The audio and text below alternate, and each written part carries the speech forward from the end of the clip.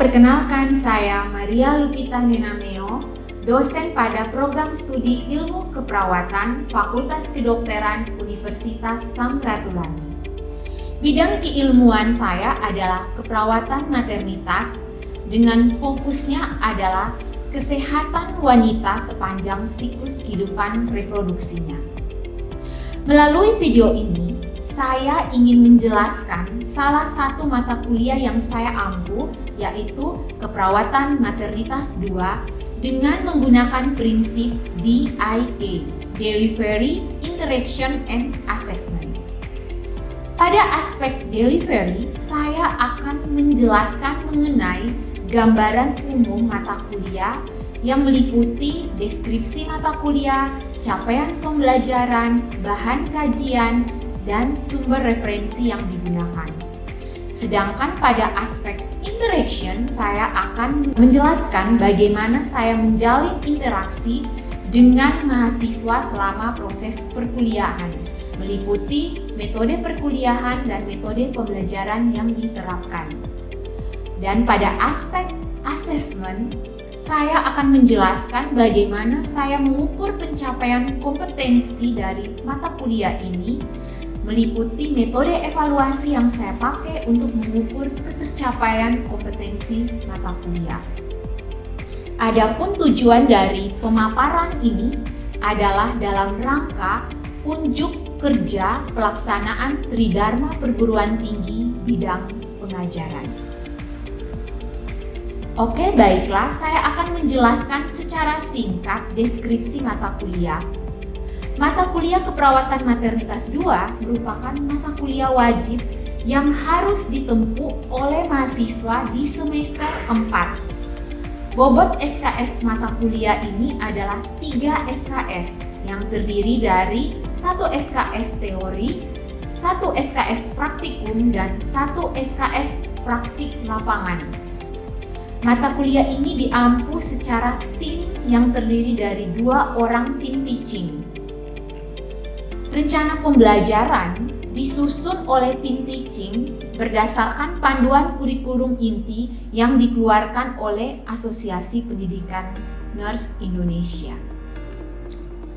Secara singkat, mata kuliah Keperawatan Maternitas 2 ini membahas tentang upaya-upaya untuk meningkatkan kesehatan reproduksi perempuan dengan sasarannya adalah wanita usia subur, ibu melahirkan, ibu pasca melahirkan, wanita di antara 2 masa kehamilan, dalam kondisi-kondisi berisiko atau kondisi-kondisi bermasalah yang berhubungan dengan gangguan sistem reproduksi, dengan menekankan pada upaya-upaya preventif dan promotif yang menggunakan pendekatan proses keperawatan serta memperhatikan aspek legal dan etis di tatanan klinik maupun komunitas. Capaian pembelajaran yang dibebankan pada mata kuliah setelah mengikuti proses pembelajaran pada mata kuliah Keperawatan Maternitas 2, diharapkan mahasiswa memiliki 5 kompetensi dasar, antara lain yaitu yang pertama, mahasiswa mampu melakukan asuhan keperawatan pada masalah-masalah yang berhubungan dengan gangguan sistem reproduksi. Yang kedua, mahasiswa mampu melakukan simulasi pendidikan kesehatan dengan sasarannya adalah wanita pada masalah-masalah yang berhubungan dengan gangguan sistem reproduksi. Yang ketiga, mahasiswa mampu mengintegrasikan hasil penelitian untuk menyelesaikan masalah-masalah yang berhubungan dengan gangguan sistem reproduksi. Dan yang keempat, mahasiswa mampu melakukan simulasi pengelolaan asuhan keperawatan pada masalah-masalah yang berhubungan dengan gangguan sistem reproduksi. Dan capaian kompetensi yang terakhir yang diharapkan adalah mahasiswa mampu mendemonstrasikan intervensi-intervensi keperawatan pada masalah-masalah yang berhubungan dengan gangguan sistem reproduksi. Adapun bahan kajian atau topik yang dipelajari oleh mahasiswa selama mengikuti pembelajaran pada mata kuliah Keperawatan Maternitas 2 antara lain yang pertama, masalah-masalah kesehatan wanita pada masa reproduksi. Yang kedua, asuhan keperawatan pada masalah sistem reproduksi. Yang ketiga adalah sistem layanan kesehatan untuk pasien dengan gangguan sistem reproduksi. Yang keempat, pengkajian dan promosi kesehatan wanita. Yang kelima adalah upaya-upaya pencegahan primer, sekunder, tersier pada sistem reproduksi. Yang keenam, tren dan isu keperawatan maternitas terkait masalah-masalah kesehatan reproduksi wanita.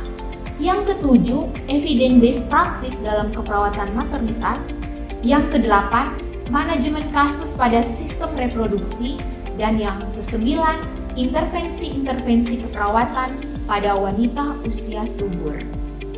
Referensi belajar yang dipakai, mahasiswa dapat mengakses sumber-sumber belajar yaitu textbook keperawatan maternitas 10 tahun terakhir, jurnal-jurnal penelitian sesuai dengan topik pembahasan, serta video-video pembelajaran dari media YouTube. Sumber-sumber belajar ini telah saya upload atau saya masukkan ke dalam e-learning Unsrat yang dapat diakses oleh mahasiswa kapanpun dan dimanapun. Kemudian pada aspek interaksi, perkuliahan keperawatan maternitas 2 ini menggunakan pendekatan student center learning, di mana mahasiswa menjadi fokus dari proses belajar mengajar. Tujuannya adalah sehingga mahasiswa itu bisa mengembangkan minat, motivasi, dan kemampuan untuk menjadi lebih aktif, kreatif, dan inovatif, serta mampu bertanggung jawab terhadap proses belajarnya sendiri. Proses perkuliahan dilakukan selama 16 kali tatap muka dengan menggunakan metode perkuliahan secara daring atau online. Proses perkuliahan online dilakukan secara asinkronus dan sinkronus. Asinkronus menggunakan media e-learning Unsrat, Google Classroom, dan WA Group. Sedangkan perkuliahan sinkronus menggunakan media Zoom Meeting. Untuk SKS teori, metode pembelajaran SCL yang diterapkan adalah mini lecture. Pada mini lecture saya akan menjelaskan mengenai konsep teori atau konsep asuhan keperawatan dari masalah-masalah kesehatan reproduksi. Sedangkan metode lain yang digunakan adalah case study. Pada case study, mahasiswa diberi kasus semu atau kasus pemicu, kemudian mahasiswa melakukan analisis menggunakan proses keperawatan, mulai dari pengkajian, merumuskan diagnosa, intervensi keperawatan, merancang intervensi keperawatan, dan melakukan implementasi dan evaluasi keperawatan. Sedangkan metode lain adalah dengan menggunakan diskusi kelompok kecil. Jadi pada metode ini mahasiswa dibagi atau diberikan topik-topik untuk didiskusikan dalam kelompok kecil, kemudian mempresentasikan pada kelas besar melalui media Zoom Meeting. Untuk pembelajaran laboratorium, metode pembelajaran yang digunakan adalah demonstrasi dan role play secara daring maupun secara luring. Jadi metode laboratorium itu menggunakan metode blended learning. Jadi untuk metode pembelajaran daring, mahasiswa melakukan role play secara daring. Sedangkan metode pembelajaran luring dilakukan di laboratorium dalam kelompok-kelompok kecil dengan penerapan protokol kesehatan. Untuk pembelajaran praktik lapangan, metode pembelajaran yang diterapkan adalah pengelolaan asuhan keperawatan berdasarkan kasus semu. Mahasiswa diberikan kasus semu, kemudian mahasiswa diberikan instruksi penugasan untuk melakukan pengelolaan atau manajemen kasus berdasarkan kasus yang diberikan. Kemudian mahasiswa juga melakukan role play kegiatan pendidikan kesehatan dengan sasarannya adalah individu atau pasien yang berada di lingkungan terdekat dari mahasiswa sesuai dengan sasaran dari asuhan keperawatan maternitas 2. Dan metode yang terakhir adalah dengan direct observational of procedure skill. Mahasiswa melakukan keterampilan klinis berdasarkan SOP yang telah ditetapkan. Untuk aspek assessment, aspek evaluasi saya akan menilai mahasiswa berdasarkan komponen-komponen evaluasi yang telah disepakati pada kontrak perkuliahan. Jadi mahasiswa sudah mengetahui komponen evaluasi akhir apa dari perkuliahan perawatan maternitas 2. Komponen evaluasi tersebut adalah evaluasi tengah semester, evaluasi akhir semester, penilaian tugas-tugas terstruktur berdasarkan rubrik penilaian yang telah dilampirkan pada rencana pembelajaran semester, ujian praktikum, dan penilaian keterampilan klinis mahasiswa. Output yang dihasilkan dari perkuliahan keperawatan maternitas 2, mahasiswa telah menghasilkan media-media edukasi yang dipublikasikan secara online dan dapat diakses oleh masyarakat luas, yang telah dipublikasikan melalui media YouTube, kajian-kajian literatur terkait topik-topik perkuliahan, sekaligus edukasi pada masyarakat. Jadi mahasiswa melakukan edukasi langsung terhadap masyarakat yang berada di lingkungan sekitar tempat tinggal mahasiswa. Dalam hal ini sasaran edukasinya adalah ibu hamil dan keluarga, ibu nifas dan keluarga, wanita usia subur dan pasangan usia subur. Demikianlah penjelasan singkat terkait mata kuliah yang saya ampu berdasarkan prinsip DIA. Berikut saya akan menampilkan salah satu contoh video pembelajaran daring secara sinkronus menggunakan media Zoom Meeting. Selamat menyaksikan. Oke, baiklah. Sesuai dengan kontrak perkuliahan dan jadwal bahwa hari ini kalian bersama dengan nurse untuk topik mata kuliah keperawatan maternitas 2 dengan topiknya adalah asuhan keperawatan pada masalah-masalah psikologis pasca partum. Jadi sasaran kita adalah ibu pasca partum ya. Cuma topik yang kita bahas ini adalah asuhan keperawatan pasca partum. Harapan nurse bahwa setelah kalian mengikuti perkuliahan hari ini sudah bisa paham lah ya terkait bagaimana sih mengelola asuhan keperawatan pada kasus-kasus dengan masalah-masalah psikologis pasca partum. Ada mungkin yang kesulitan untuk join? Tidak ada ya jaringannya, atau mungkin semuanya bisa ya? Bisa nurse, tinggal menunggu yang lain sementara. Oke, sambil menunggu ya. Apakah PowerPoint nurse bisa kalian lihat? Bisa nurse. Bisa nurse. Oke. Baiklah kalau bisa ya. Jadi asuhan keperawatan pada gangguan psikologis pasca partum ya. Saya rasa ini kalian pasti sudah tidak asing dengan masalah-masalah psikologis pasca partum. Mungkin ada yang bisa menjelaskan, nggak usah menjelaskan, menyebutkan saja sih kira-kira apa sih masalah-masalah psikologis pasca partum? Karena ini kasusnya lagi marak sekarang. Nah, apalagi dengan situasi pandemik seperti itu, jadi masalah-masalah psikologis pasca partum ini muncul biasanya. Mungkin ada yang bisa menyebutkan salah satu contoh atau salah dua contoh gangguan-gangguan psikologis pasca partum. Postpartum blues nurse. Postpartum blues, oke. Yang Sania ketahui tentang postpartum blues itu apa? Atau mungkin punya pengalaman keluarga dengan postpartum blues? Sering melihat di media sosial nurse. Oh iya, oke, benar. Sekarang banyak ya ibu-ibu itu sharing sudah secara terbuka mengungkapkan bahwa masalah saya saat ini postpartum blues, sudah tidak lagi tertutup atau mereka malu untuk mengungkapkannya. Jadi mungkin sering ya kita baca di media sosial ada ibu-ibu pasca partum yang sharing seperti itu. Apa sih masalah-masalah psikologis pasca partum? Itu adalah perubahan psikologis ibu selama periode pasca partum. Biasanya karena hormonal. Kalau kalian kemarin di maternitas 1 belajar tentang adaptasi-adaptasi fisiologis, psikologis pada pasca partum, tentu Anda tidak asing lagi dengan masalah perubahan hormonal itu. Kenapa ibu pasca partum mengalami perubahan hormonal? Karena memang untuk proses-proses penyembuhan, proses involusi, proses mengembalikan organ tubuh menjadi seperti sebelum melahirkan. Nah, itu yang berdampak pada perubahan hormonal yang cukup signifikan. Yang kedua ada perubahan kurang istirahat. Ibu dan keluarga harus siap dengan peran baru, peran menjadi orang tua gitu. Mereka harus beradaptasi dengan kebutuhan dari bayi baru lahir, akibatnya kurang waktu istirahat. Terus mereka tidak adaptif terhadap peran itu. Dari yang masih single harus berubah perannya menjadi orang tua dengan mengasuh bayi, bayi ya. Atau gangguan interaksi dalam keluarga. Ini pada case-case seperti kehamilan yang tidak diinginkan, seperti itu.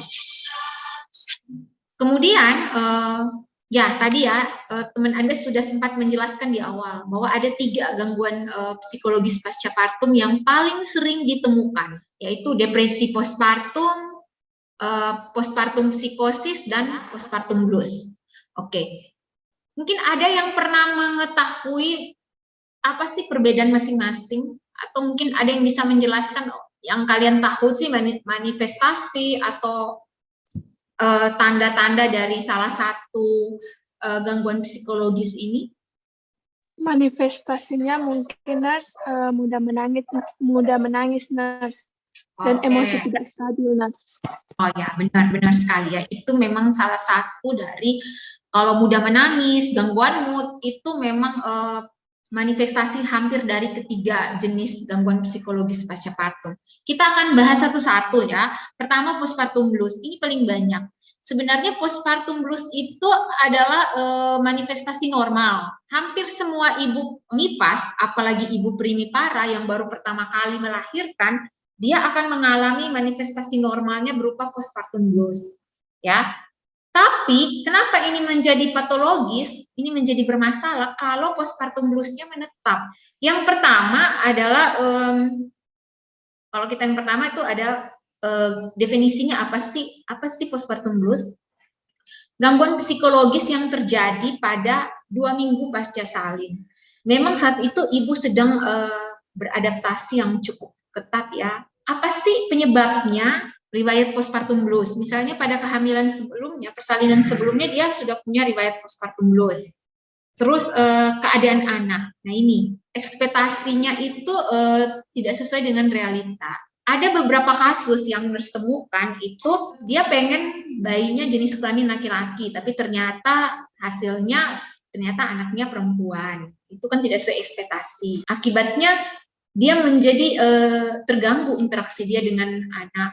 Dia ada cenderung menjaga jarak terhadap bayinya. Lalu kelelahan akibat perubahan peran. Nah, tanda dan gejala kayak tadi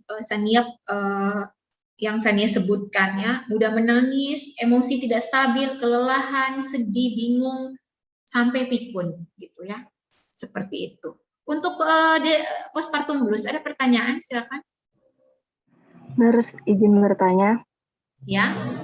Mengenai penata laksanaan pada postpartum blues, bagaimana nurse kalau misalkan ibu itu tidak ada DP support system dan nurse, misalnya dia jadi orang tua tunggal, itu bagaimana dia mau bagi peran nurse? Oke, itu memang berat ya, itu memang berat. Tapi kalau menjadi orang tua tunggal, kita harapkan support sistemnya itu dari lingkungan lain, misalnya dari keluarga, gitu ya. Keluarga terdekat, misalnya orang tua dari ibu, kakak, adik, itu harus ada yang bisa menemani ibu, gitu. Sehingga ada pembagian peran, gitu. Nah, apakah sudah jelas itu, Mary? Nurse, terima kasih nurse, sudah jelas. Terima kasih. Masalah gangguan psikologis yang kedua adalah depresi postpartum. Nah, depresi postpartum itu adalah mood disorder, gangguan mood dengan gejala depresi berat yang berlangsung 6 sampai 12 minggu postpartum. Nah, beda ya. Tadi kalau 2 minggu postpartum, gejala-gejalanya seperti itu kita masih mengkategorikan dia dalam postpartum blues, lebih ringan.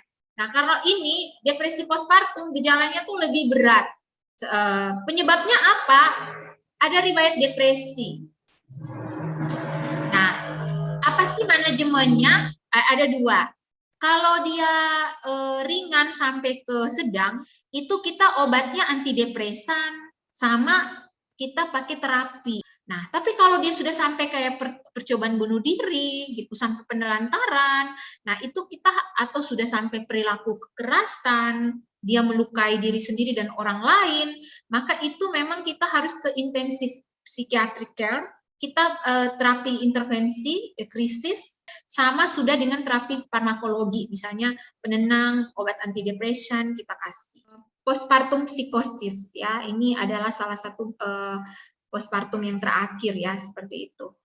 Definisinya adalah bipolar disorder. Nah, kalau tadi cuma gangguan mood, ini sudah sampai bipolar, yang merupakan salah satu komplikasi dari gangguan mood. Nah, kalau dia tadi depresi postpartum tidak teratasi, dia akan naik lagi menjadi psikosis postpartum. Etiologinya itu kalau dia ada riwayat bipolar. Nah, itu tadi konsep teorinya. Kita masuk ke konsep ASTEP. Untuk pengkajian fokus, karena ini adalah pengkajian mood, pengkajian berkaitan dengan psikis, maka keluhan utama yang tadi ya, mood tidak stabil, keinginan untuk bunuh diri gitu ya. Kemudian ada riwayat keluarga bipolar. Nah, pemeriksaan fisik kita fokuskan pada pemeriksaan gangguan mood ya. Gangguan mood atau gangguan psikologi pasca partum. Nah, ini diagnosa keperawatan. Ini nurse ambil menggunakan pendekatan diagnosa NANDA ya, internasional. Kenapa ansietas? Karena dia ada krisis situasi. Ada krisis situasi. Krisis situasi yang dimaksudkan ini ada itu tadi ya, perubahan peran. Dia belum siap menerima peran baru sebagai seorang ibu.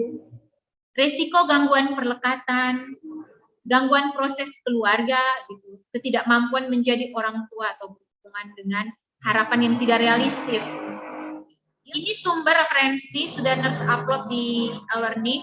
Kalian bisa lihat seperti itu. Oke. Ada pertanyaan? Silakan. Izin bertanya, Nurse. Oke, silakan Farel. Untuk misalnya penyakit psikologis ini untuk pada ibu postpartum, misalnya tadi di depresi postpartum, ketika misalnya perawat sudah tahu ibu yang akan melahirkan ini punya hubungan yang buruk dengan suaminya, kira-kira untuk tindakan pencegahan supaya sampai tidak terjadi depresi postpartum itu seperti apa? Oke, baik. Terima kasih Farel, pertanyaan yang bagus. Nah, memang peran perawat adalah mengidentifikasi. Kita akan ada pengkajian. Di situ kita kaji juga psikologisnya, seperti itu. Kita juga harus mengobservasi, mengamati selama pasien berada di rumah sakit atau dalam perawatan. Nah, kalau dia ada tanda-tanda atau ada indikasi, hasil pengkajiannya ada indikasi, bisa muncul masalah depresi postpartum, postpartum blues, maka kita harus sudah bisa mengedukasi. Siapa yang harus kita edukasi? Pasien. Pasien itu harus sudah diedukasi terkait dengan bagaimana copingnya, bagaimana self-efficacy. Nah, karena dia kan ada masalah dengan coping dan ada stresor, misalnya hubungan yang buruk dengan suami dan sebagainya. Gitu. Jadi kita harus sudah mengedukasi pasien. Yang kedua siapa? Keluarga. Keluarga yang harus diedukasi juga. Nah, karena dukungan keluarga itu yang mempengaruhi bagaimana ibu bisa beradaptasi dengan situasinya. Itu, oke. Sudah jelas, Farel? Jelas, Nurse. Terima kasih, Nurse. Yang lain ada pertanyaan? Kalau tidak ada pertanyaan, mungkin ada yang bisa mengekspresikan perasaannya setelah mengikuti perkuliahan ini? Mungkin dari saya, Nurse. Oke, Farel, silakan. Gimana, Farel? Ya, Nurse. Farel ini menarik ya, karena laki-laki tapi tidak tertarik dengan. Silakan. Iya, Nurse. Jadi saya juga merasa ini materi yang cukup menarik karena kalau mungkin tidak belajar tentang materi ini, mungkin saya sendiri tidak tahu apa yang dirasakan oleh seorang perempuan ketika baru melahirkan. Tapi lewat ini mungkin bisa jadi pengetahuan juga supaya ternyata perempuan itu kalau mau melahirkan seperti ini, bisa terjadi seperti ini.